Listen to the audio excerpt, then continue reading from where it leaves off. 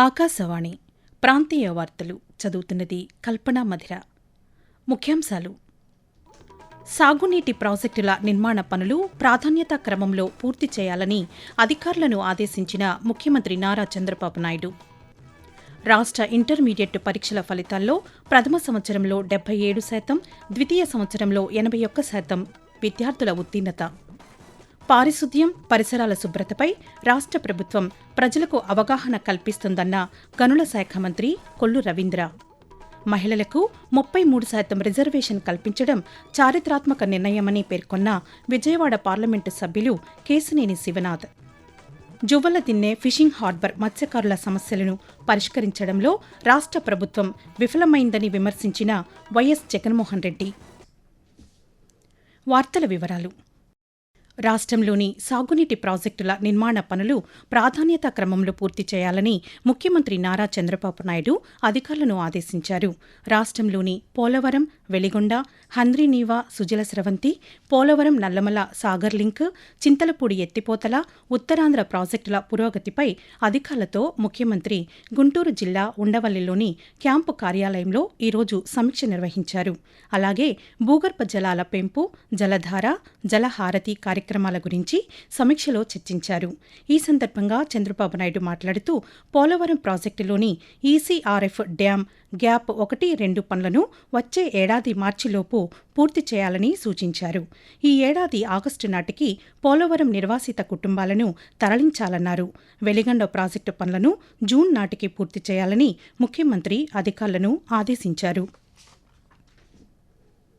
రాష్ట్రంలో ఇంటర్మీడియట్ పరీక్షల ఫలితాలు ఈరోజు విడుదలయ్యాయి.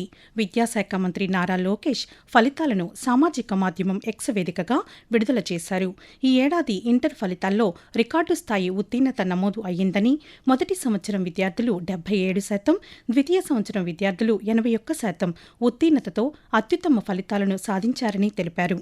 ప్రభుత్వ జూనియర్ కళాశాలల్లో మొదటి సంవత్సరం 54%, రెండో సంవత్సరం 68% ఉత్తీర్ణత నమోదైందని చెప్పారు. పునఃమూల్యాంకనం, పునఃపరిశీలనకు ఈ నెల 20 నుంచి 27వ తేదీ వరకు దరఖాస్తులు చేసుకోవచ్చని తెలిపారు. మే 21 నుంచి జూన్ 4వ తేదీ వరకు సప్లిమెంటరీ పరీక్షలు నిర్వహించనున్నామని మంత్రి వెల్లడించారు.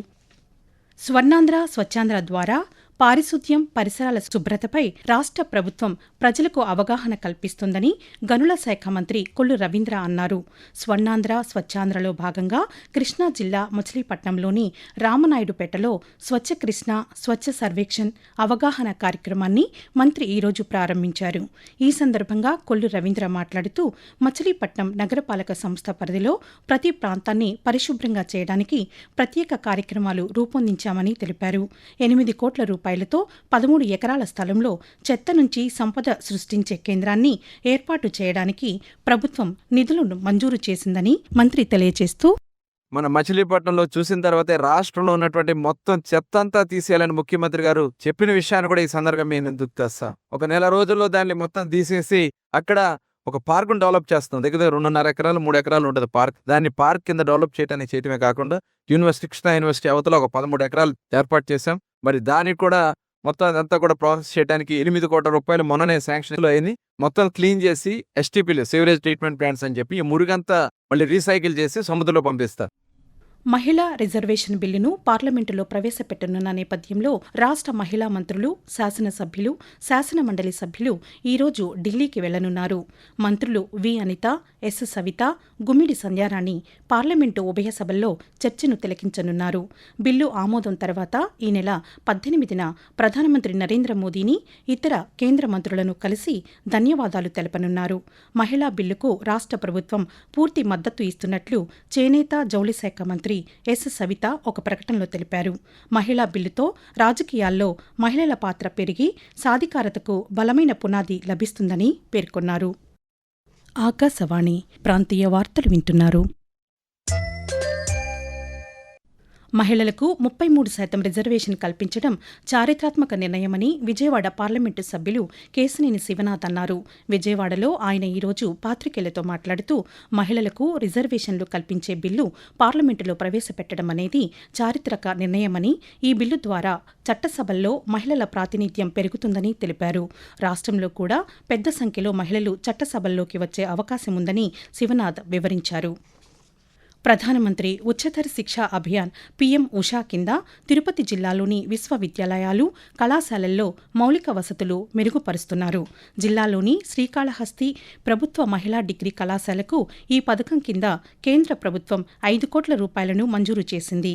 ఈ పథకం కింద విడుదలైన నిధులతో కళాశాలలోని విద్యార్థినులకు నైపుణ్యాభివృద్ధి కార్యక్రమాల ద్వారా వృత్తి విద్యలను నేర్పిస్తూ విద్యతో పాటు స్వయం ఉపాధితో జీవనం సాగించుకునే విధంగా శిక్షణలు ఇస్తున్నామని కళాశాల ప్రధానోపాధ్యాయులు రాజశేఖర్ ఆకాశవాణికి తెలియజేస్తూ, మా కళాశాలలో ప్రధానమంత్రి ఉచిత శిక్షా అభియాన్ కింద 5 కోట్లు శాంక్షన్ అయింది. 3 కోట్లతో 8 క్లాస్ రూములు కట్టగలిగాం. 50 లక్షలతో పాత బిల్డింగ్స్ రినోవేషన్ కార్యక్రమం చేపట్టాం. పిల్లలకు ట్రైనింగ్స్ ప్రోగ్రామ్ అనేసి 10 ప్రోగ్రామ్స్ ప్లాన్ చేయడం జరిగింది. ఒకటి ఏంటంటే ప్లేస్మెంట్ అండ్ ట్రైనింగ్ సర్టిఫికేషన్ అనేసి ఆ 28 రోజుల కోచింగ్ లో పిల్లలకు కావాల్సిన కమ్యూనికేషన్ స్కిల్స్, రకరకాల ప్రోగ్రామ్స్, పిల్లలకు అందరికి బాగా ఉపయోగపడే ప్రోగ్రామ్స్ మేము ప్రధానమంత్రి ఉచిత శిక్షా అభియాన్ ద్వారా చేయగలిగాం. సామాజిక మాధ్యమాలను దుర్వినియోగం చేసే వారిపై కఠిన చర్యలు తీసుకుంటామని రాష్ట్ర డీజీపీ హరీష్ కుమార్ గుప్తా హెచ్చరించారు. సామాజిక మాధ్యమాల సంబంధిత కేసులపై ఈ మేరకు ఒక ప్రకటన విడుదల చేశారు. వాట్సాప్, ఫేస్బుక్, ఎక్స్, ఇన్స్టాగ్రామ్ వంటి మాధ్యమాల వేదికగా చట్టవిరుద్ధ కార్యకలాపాలకు పాల్పడే వారిపై చర్యలు తీసుకుంటున్నట్లు తెలిపారు. అవమానకర వ్యాఖ్యలు, తప్పుడు ప్రచారం, సామాజిక ఉద్రిక్తతలు రేకెత్తించే పోస్టులు పెరుగుతున్నాయని, ఇవి ప్రజా శాంతి భద్రతలకు భంగం కలిగించే నేరాలుగా గుర్తించామని తెలిపారు. రాష్ట్ర వ్యాప్తంగా జీరో టాలరెన్స్ విధానంతో ఇప్పటి వరకు 1549 కేసులు నమోదు చేసి 1344 మందికి పైగా అరెస్టు చేసినట్లు వెల్లడించారు. జువ్వలదిన్నె ఫిషింగ్ హార్బర్ మత్స్యకారుల సమస్యలను పరిష్కరించడంలో రాష్ట్ర ప్రభుత్వం విఫలమైందని వైఎస్సార్ కాంగ్రెస్ పార్టీ అధ్యక్షులు, మాజీ ముఖ్యమంత్రి వైఎస్ జగన్మోహన్ రెడ్డి విమర్శించారు. శ్రీ పొట్టి శ్రీరాములు నెల్లూరు జిల్లా బోగోలు మండలంలోని జువ్వలదిన్నె ఫిషింగ్ హార్బర్ను ఆయన ఈరోజు పరిశీలించారు. ఈ సందర్భంగా మత్స్యకారులతో ముఖాముఖి కార్యక్రమం నిర్వహించి వారి సమస్యలను అడిగి తెలుసుకున్నారు. జువ్వలదిన్నె హార్బర్ను తమ ప్రభుత్వం హయాంలోనే ప్రారంభించి పూర్తి చేసి అందుబాటులోకి తెచ్చామని జగన్మోహన్ రెడ్డి తెలియజేస్తూ, 3800 కోట్ల రూపాయలతో మొదలెట్టిన 10 కొత్త ఫిషింగ్ హార్బర్లు, ఇందులో జువ్వలదిన్నె ప్రాజెక్టు, ఈ ప్రాజెక్టు వైఎస్ఆర్సీపీ ప్రభుత్వ హయాంలోనే దాదాపుగా 300 కోట్ల రూపాయలతో పూర్తిగా ఖర్చు చేసి ఈ ప్రాజెక్టును వర్చువల్ గా కూడా ఇనాగరేట్ చేసే కార్యక్రమం కూడా జరిగింది. ఎన్నికల కోడ్ రావడంతో ఇక్కడికి వచ్చి ఫిజికల్ గా చేసే కార్యక్రమం ఏదైతే ఉందో అది పోస్ట్ పోన్మెంట్ అయింది. మత్స్యకారులందరికీ కూడా ఎక్స్క్లూజివ్లీ ఫిషింగ్ హార్బర్ ఏర్పాటు చేసిన ఈ ప్రాజెక్టు మన కళ్ళ ఎదుటే కనిపిస్తుంది. పోషణ్ అభియాన్లో భాగంగా ఈ నెల 9వ తేదీ నుండి 23వ తేదీ వరకు దేశవ్యాప్తంగా పోషణ పక్షోత్సవాలను నిర్వహిస్తున్నారు. ఇందులో భాగంగా రాష్ట్రంలోని అంగన్వాడీ కేంద్రాలలో 6 ఏళ్లలోపు పిల్లల మెదడు వికాసం, గర్భిణీలు, బాలింతల పోషణపై అవగాహన కల్పించడం, పౌష్టికాహార లోపాన్ని నివారించడం, సంప్రదాయ చిరుధాన్యాల ఆహారాన్ని ప్రోత్సహించడం వంటి కార్యక్రమాలను నిర్వహిస్తున్నారు. ఏడాది వయస్సు దాటిన చిన్నారులకు ఎటువంటి పౌష్టికాహారం అందించాలి, టీకాలు, ఇతర ఆరోగ్య సంరక్షణ చర్యలపై పూర్తి స్థాయిలో అవగాహన కల్పిస్తున్నారు. ఆకాశవాణి ప్రాంతీయ వార్తలు ముగించే ముందు ముఖ్యాంశాలు మరొకసారి. సాగునీటి ప్రాజెక్టుల నిర్మాణ పనులు ప్రాధాన్యతా క్రమంలో పూర్తి చేయాలని అధికారులను ఆదేశించిన ముఖ్యమంత్రి నారా చంద్రబాబు నాయుడు. రాష్ట్ర ఇంటర్మీడియట్ పరీక్షల ఫలితాల్లో ప్రథమ సంవత్సరంలో 77%, ద్వితీయ సంవత్సరంలో 81% విద్యార్థుల ఉత్తీర్ణత. పారిశుద్ధ్యం, పరిసరాల శుభ్రతపై రాష్ట్ర ప్రభుత్వం ప్రజలకు అవగాహన కల్పిస్తుందన్న గనుల శాఖ మంత్రి కొల్లు రవీంద్ర. మహిళలకు 33% రిజర్వేషన్ కల్పించడం చారిత్రాత్మక నిర్ణయమని పేర్కొన్న విజయవాడ పార్లమెంటు సభ్యులు కేశినేని శివనాథ్. జువ్వలదిన్నె ఫిషింగ్ హార్బర్ మత్స్యకారుల సమస్యలను పరిష్కరించడంలో రాష్ట్ర ప్రభుత్వం విఫలమైందని విమర్శించిన వైఎస్ జగన్మోహన్ రెడ్డి. ఆకాశవాణి ప్రాంతీయ వార్తలు ఇంతటితో సమాప్తం.